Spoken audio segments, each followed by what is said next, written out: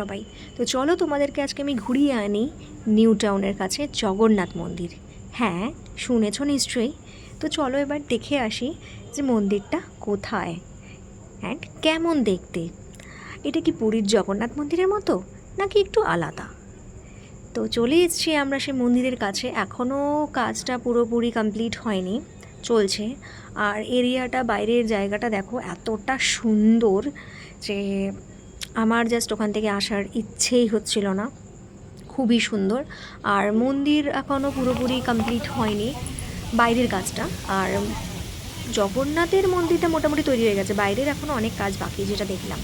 কিন্তু জায়গাটাও বেশ সুন্দর, অনেকটা বেশ বড় জায়গার মধ্যেই মন্দিরটা করা হচ্ছে।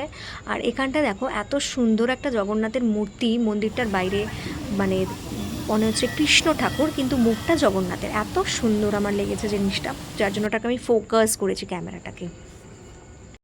এটা হলো মন্দিরের বাইরেরটা, যেটা কি ভগবান বিষ্ণুর যতগুলো অবতার আছে প্রত্যেকটা অবতারকে ওখানে ফুটিয়ে তোলা হয়েছে।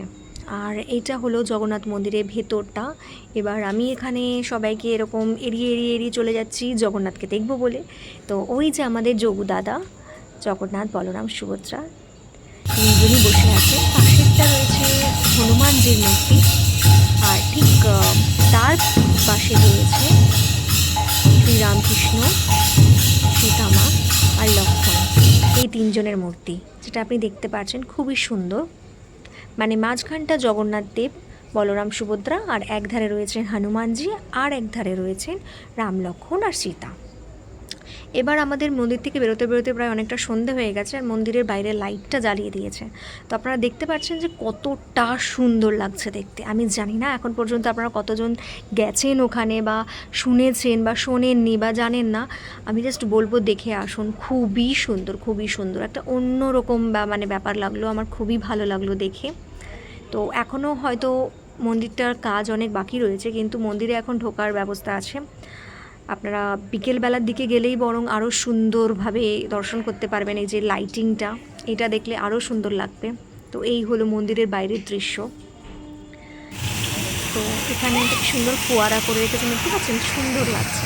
আমার তো আসার ইচ্ছেই হচ্ছিল। আসার সময় মনটা খারাপ হচ্ছিলো, ভাবছিলাম যদি চলে যেতাম।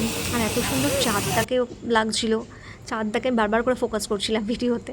তো এবার বাড়ি যাওয়ার পালা। এবার আমাদের জগন্নাথ দর্শন হয়ে গেল। তো এখন পর্যন্ত যারা যারা আসেননি একবার এসে ঘুরে যান। আর আমার ভিডিওটা ভালো লাগলে লাইক, সাবস্ক্রাইব নিশ্চয়ই করবেন। বাই।